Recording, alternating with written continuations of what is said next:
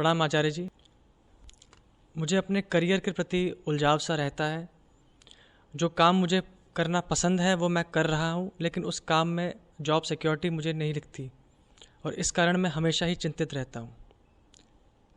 कृपा करके इसका समाधान बताएं। ये ठीक है। किसी को अगर हर समय ये आशंका है कि उसकी आमदनी का जरिया अनिश्चित है, छिन सकता है कभी, तो उससे कुछ परेशानी होनी तो लाजमी है। किनका प्रश्न है? वो तो ठीक ही है। उसमें जो आपने पूछा उसमें कुछ भी ऐसा नहीं है जिसको हम कह सकें कि अतार्किक है, अधार्मिक है, व्यर्थ है या पाप है। कुछ भी नहीं कहे। ये जो बात लिखी है ये तर्क संगत है भाई। हर जवान आदमी के ऊपर ये दायित्व तो है ही कि किसी पे निर्भर न रहे, अपनी रोटी खुद कमा कर खाए। अब ऐसे में अगर किसी की रोजी रोटी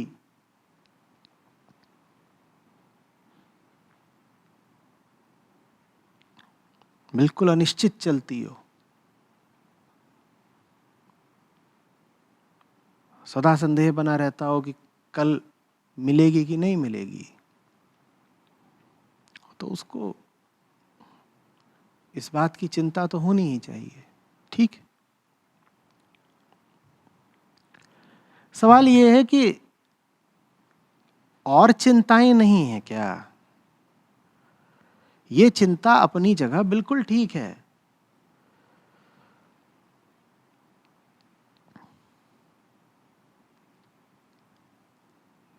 और बाकी चिंताएं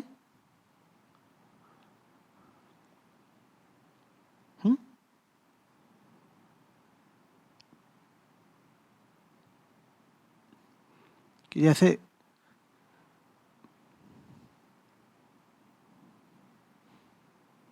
प्रश्न पत्र में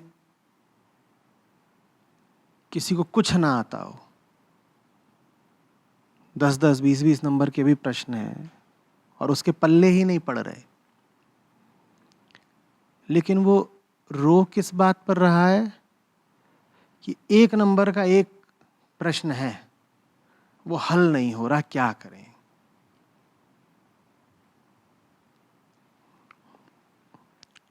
तुम्हें उस 1 नंबर के प्रश्न को भी हल करना चाहिए भाई, 1 अंक मिलेगा। लेकिन वो जो 10 और 20-20 अंकों के प्रश्न हैं उनकी बात कौन करेगा? और कहीं ऐसा ना हो कि इस 1 अंक के प्रश्न में उलझ करके सारा समय तुम लगा दो 1 अंक वाले ही मुद्दों में, उन्हीं मुद्दों में जिनका महत्व 1% का ही है, और 10 और 20 और 40% वाले बड़े मुद्दे सब रखे ही रह जाएं।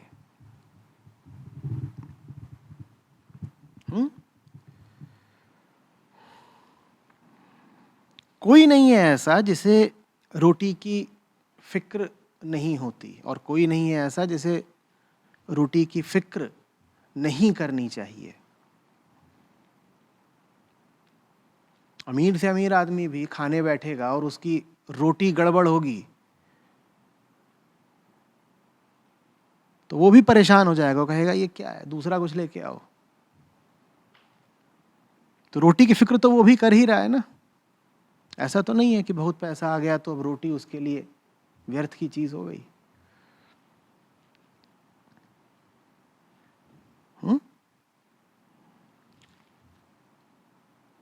लेकिन बाकी चीजें और कुछ नहीं पूछोगे?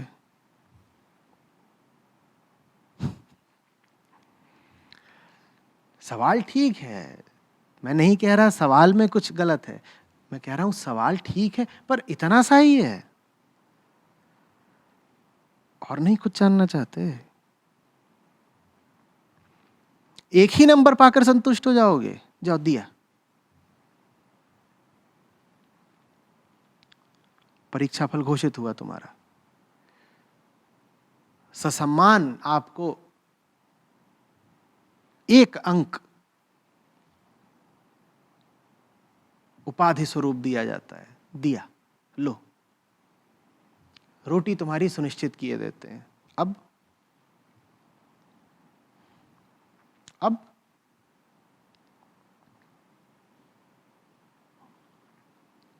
अब क्या करोगे?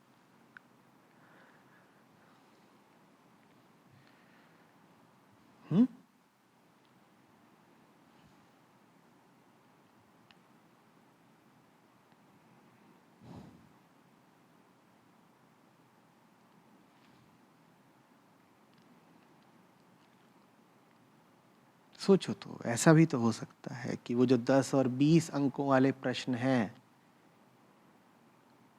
तुम्हें उनकी सुध आ जाए तो इस 1 नंबर के सवाल को तुम बहुत महत्व देना ही बंद कर दो।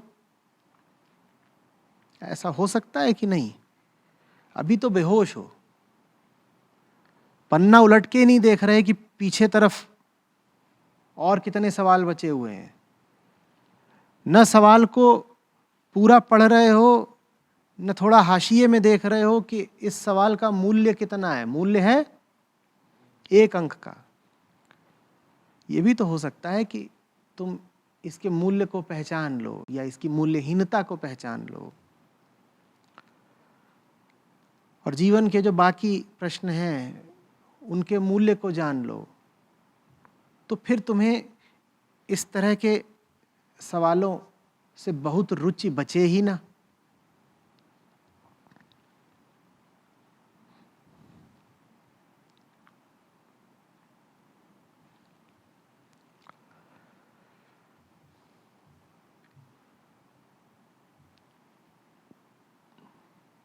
रुपया तो माध्यम होता है ना कुछ खरीदने का, ठीक?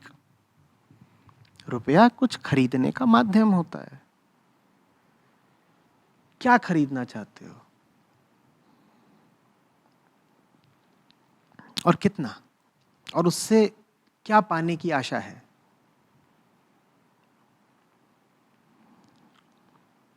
निश्चित रूप से हर इंसान के लिए कुछ चीजें खरीदनी या कमानी जरूरी हैं। बंदर को भी फल चाहिए, गाय को घास चाहिए, चिड़िया को घोंसला चाहिए, आदमी को भी घोंसला चाहिए, आदमी को भी फल चाहिए, आदमी को भी घास चाहिए। ये सब ठीक है निश्चित रूप से। शरीर लेकर पैदा हुए हो तो वस्तुओं की जरूरत तो होगी होगी। कितनी, क्या करोगे? ये थोड़ा पूछना होगा ना। कहीं ऐसा तो नहीं कि अपने आप से पूछा ही नहीं कि कितनी वस्तुएं चाहिए, अपने आप से पूछने की जगह बाजार से पूछ लिया। कई लोग ऐसे होते हैं, वो बाजार पहुंच जाते हैं और अपने आप से नहीं पूछते कि मुझे क्या चाहिए, वो दुकानदार से पूछते हैं, क्या तू बता मुझे क्या चाहिए। अब दुकानदार तो फिर बता ही देगा कि तुम्हें क्या क्या चाहिए। तुम्हें कैसे पता तुम्हें क्या चाहिए? तुम्हें किसने बताया?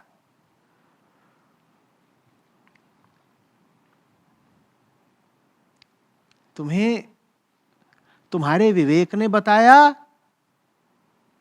या बाजार और दुकानदार ने बताया? बताओ ना, तुम्हें कैसे पता तुम्हें क्या क्या चाहिए?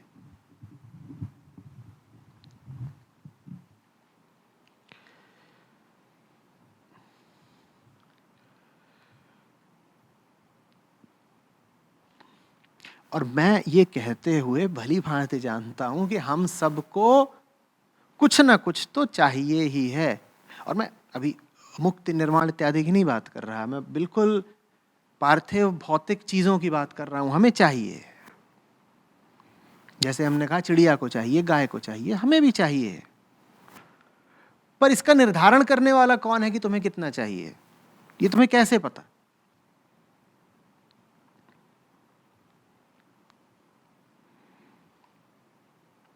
ये सवाल खीज पैदा करता है, चिढ़ाता है ना? पर फिर भी मैं चाहूंगा कि आप इस सवाल के साथ जरा सा रहें। आपको कैसे पता कि आपको क्या चाहिए और कितना? किसने बताया? दिवाली का समय है, अगर टीवी की सुने और रेडियो की सुने और बाजार की और दुकानदारों की सुने,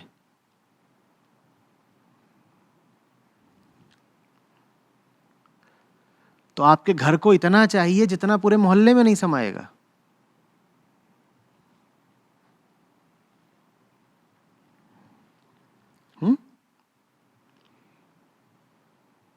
आप जिसको अपनी जरूरत कहते हैं, उस जरूरत का निर्धारण कौन कर रहा है? कैसे पता?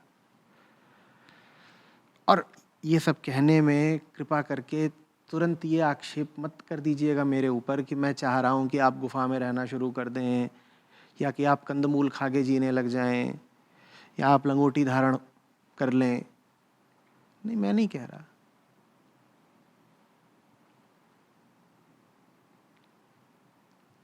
ना मैं ये कह रहा हूँ कि वाहन त्याग दें और नंगे पांव सड़क पर चलना शुरू कर दें, ना मैं ये कह रहा हूँ कि बिजली पानी का इस्तेमाल बंद कर दें, ना ये कह रहा हूँ कि छत छोड़ दें और खुले आसमान के नीचे कहीं जा कर के सोना शुरू कर दें। ना मैं ये नहीं कह रहा हूँ। आप बिल्कुल फैल करके तय करिए कि आपको क्या क्या चाहिए, कर लीजिए।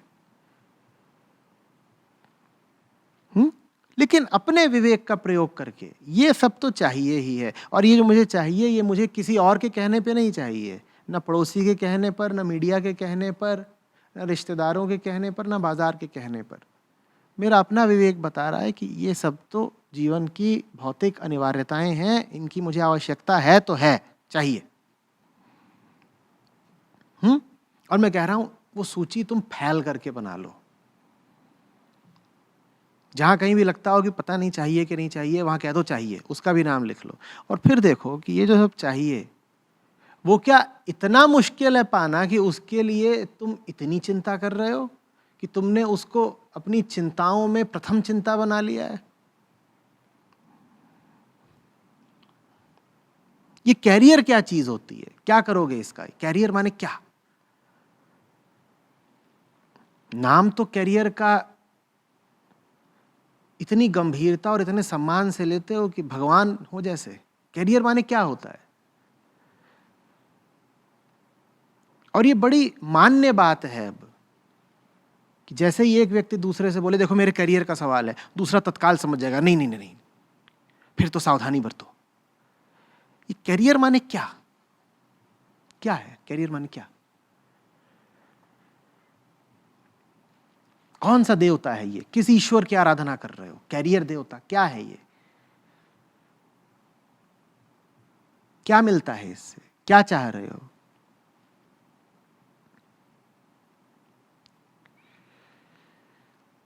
कहीं ऐसा तो नहीं कि जो तुम्हारा इन्हीं दफ्तरों में और फैक्ट्रियों में शोषण करना चाहते हैं, उन्होंने ही तुम्हारे मन में इस देवता को प्रतिष्ठापित कर दिया है, कैरियर देवता? कि एक आदमी किसी भी चीज को छोड़ सकता है, अपने कैरियर को नहीं छोड़ सकता। देखो साहब, कैरियर की बात है, माँ बाप मरे जाते हैं, बच्चे के कैरियर बनाना है ना। कैरियर माने क्या होता है?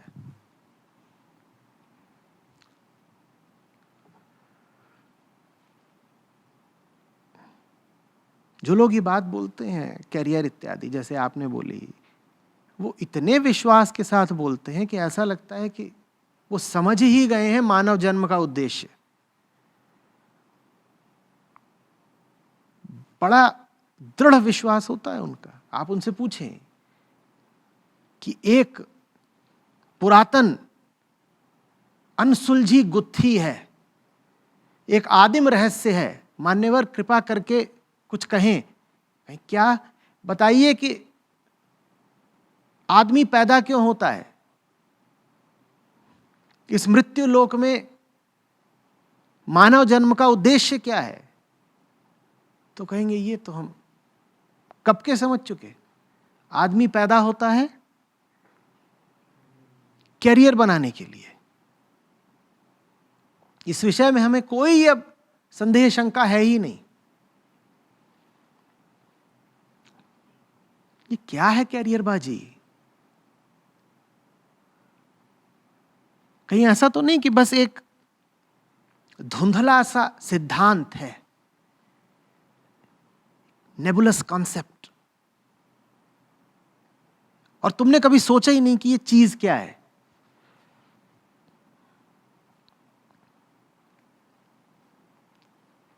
क्या मतलब है कि पद बढ़ेगा, समाज में इज्जत बढ़ेगी, और जो पैसा घर लाते हो वो बढ़ेगा, रुतबा और ताकत बढ़ेगी, इसी को कैरियर बोलते हो ना? करोगे क्या इन चीजों का? और जो कुछ तुम चाह रहे हो इन चीजों के साथ करना, वो सब कुछ बहुत अन्य लोगों ने कर लिया इन चीजों के साथ। उनको क्या मिला है आज तक? अच्छा चलो, उनका तुम्हें बहुत भरोसा नहीं, तो अपने आप को ही देख लो ना। ऐसा तो नहीं कि आज तक तुम्हारे पास बिल्कुल ही पैसा नहीं रहा, ऐसा तो नहीं कि आज तक तुम्हारे पास कोई सामाजिक प्रतिष्ठा नहीं रही। तुम्हें क्या मिल गया है उस सब से, और कितना, जो और अर्जित करना चाहते हो?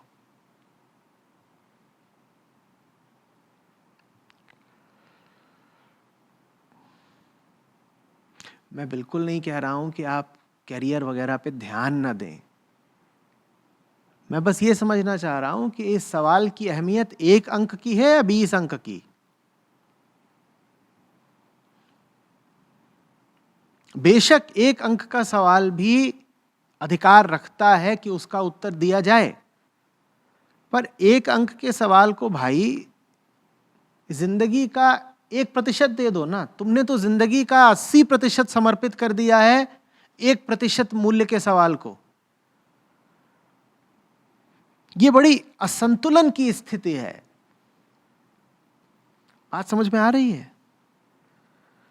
जो चीज जितनी कीमत की नहीं, तुमने उससे कई कई गुना ज्यादा कीमत उसको दे दी है, और चूंकि तुम्हारे संसाधन सीमित हैं, तो जब तुम एक बिना मूल्य की चीज को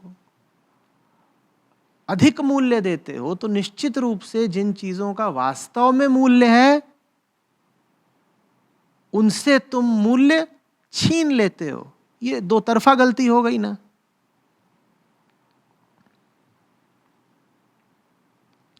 हो गई कि नहीं हो गई?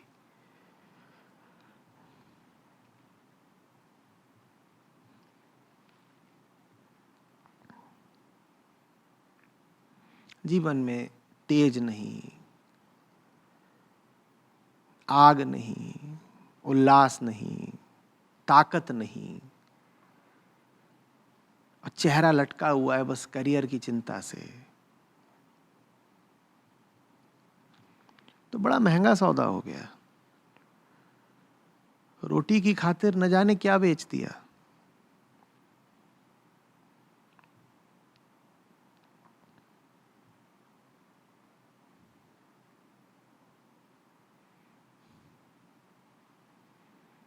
और हम थोड़ी छानबीन भी नहीं करते।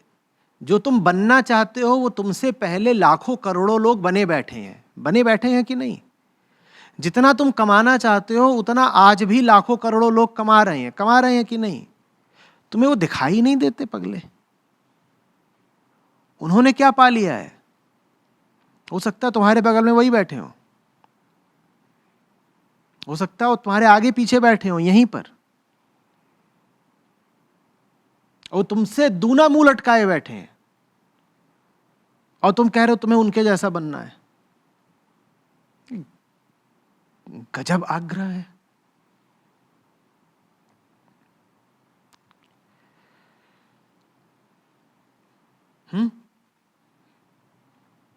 कि जैसे पहली स्टेज का कैंसर का रोगी बड़ी हीन भावना अनुभव करे, कहे वो सब जो दूसरी और तीसरी स्टेज वाले हैं वो आगे निकल गए, हमें अपने ऊपर लाज आती है। जिंदगी में हम सदा फिसड्डी ही रह गए।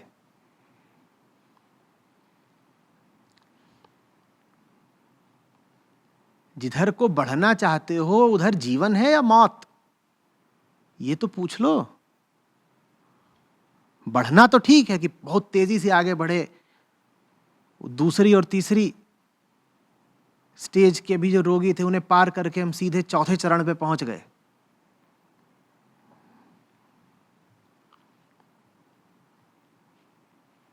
फिर क्या पन पा रहे हो अपने भीतर?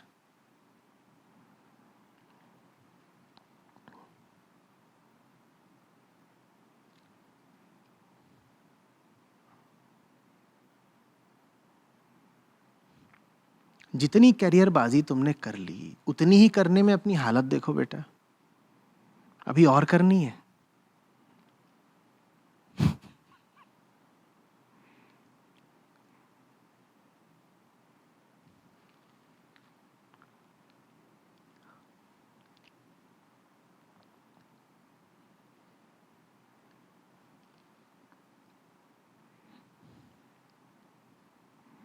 आपको साफ पता हो आपकी जरूरतें कितनी हैं,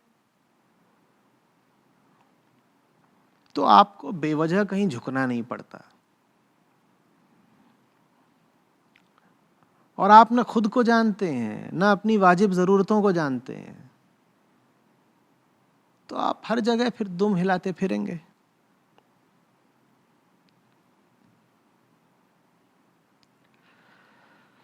असल में बात वही है, ये वाजिब और ज़रूरत शब्द ही हमारे लिए बड़े अर्थहीन है। हमने कभी पूछा ही नहीं कि वाजिब माने क्या, असली माने क्या, सम्यक माने क्या।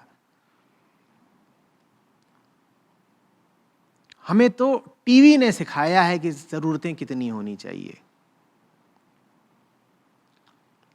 हमें तो सुपरमार्केट ने सिखाया है ज़रूरतें कितनी होनी चाहिए।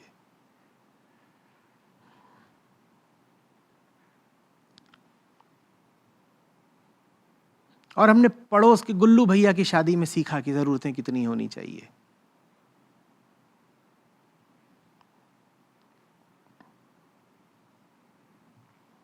और हमें पता भी नहीं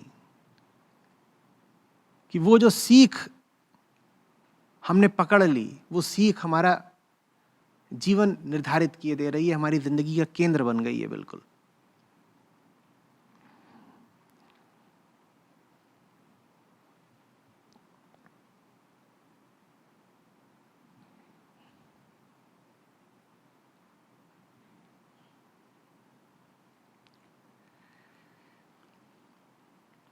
आप हैरान हो जाएंगे अगर आप ईमानदारी से विश्लेषण करें कि आपके पास आज भी जो कुछ है वो आपके पास होना कितना ज़रूरी है।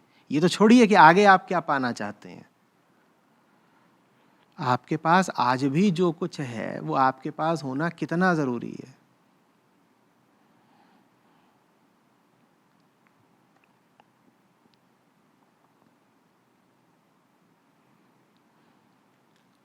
बहुत कम है आपके पास कुछ भी ऐसा जो ना हो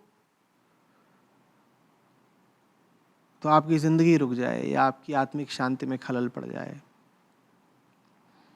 बहुत दफ़े तो बहुत चीज़ें आपके पास ऐसी होती हैं जो होती हैं और आपको याद भी नहीं होती कि आपके पास हैं, पर उनको पाने में आपने खूब धन, खूब समय, खूब ऊर्जा और खूब संसाधन लगा दिए होते हैं, और उनको पा करके आप कहीं रख करके भूल भी गए होते हैं कि वो सब आपके पास है।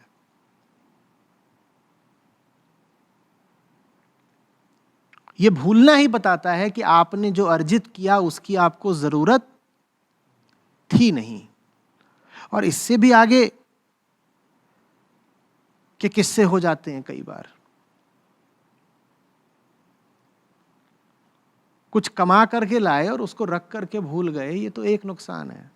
और कुछ कमा करके लाए और जो लाए उसने आपका खून चूसना शुरू कर दिया, अब क्या करेंगे? अब पहले खर्च करा उसको लाने में, फिर खर्च करेंगे उसको हटाने में।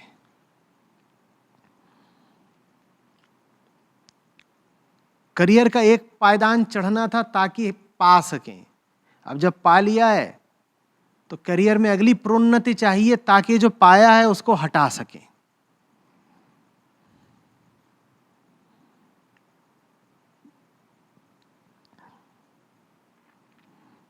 ये सिर्फ हम अपने शोषण का इंतजाम करते हैं ना,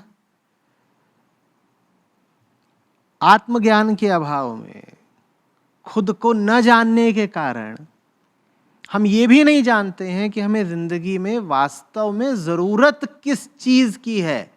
और जब हम नहीं जानते किस चीज की जरूरत है तो पूरी दुनिया हमारा शोषण करती है। कोई भी कहीं भी गाजर दिखाता है, हम पहुंच जाते हैं।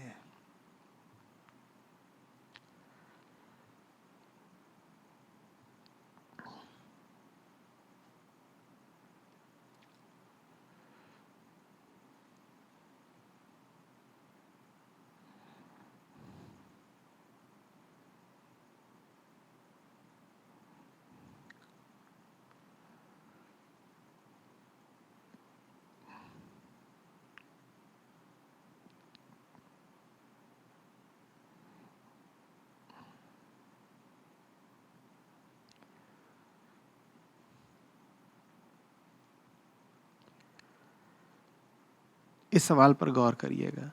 हम जो कुछ भी कर रहे हैं, जो कुछ भी हमने पा रखा है, पकड़ रखा है, और जो कुछ भी हम अपने भविष्य के लिए चाह रहे हैं, अगर दूसरे ना होते, अगर हमें किसी ने बताया ना होता कि ये सब पाने वाली और उम्मीद करने वाली चीजें होती हैं, तो क्या हम उनमें से किसी भी चीज को चाहते?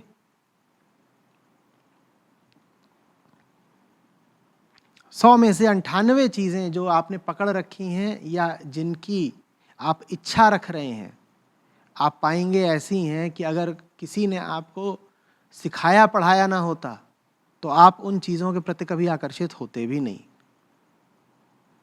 क्योंकि आपको उनकी कोई आत्मिक चाह है ही नहीं। आपके भीतर इच्छा बाहर से ठूसी गई है, आरोपित की गई है। आपके भीतर एक कृत्रिम इच्छा जागृत की गई है।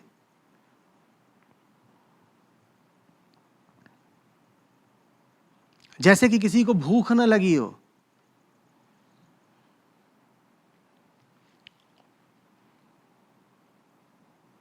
और उसे एक ऐसी खुशबू सुंघा दी जाए जो शरीर में भूख को उत्तेजित करती है। उसका पेट भरा हुआ है, लेकिन ऐसी गंध उसके नथनों में डाल दी गई कि उसे लग रहा है कि उसे पहुंच जाएगा, खाने पहुंच जाएगा। और खाना उसे मुफ्त तो मिलेगा नहीं, तुम खाओगे तो किसी की तिजोरी भरेगी। ऐसे है दुनिया।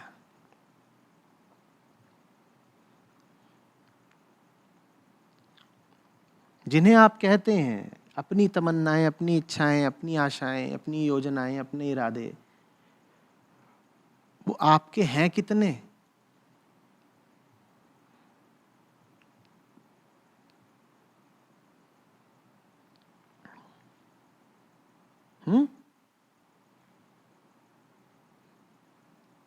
नुन्नू 5 साल का था, टीवी पर खिलौने का विज्ञापन देखता था तो बोलता था खिलौना खिलौना।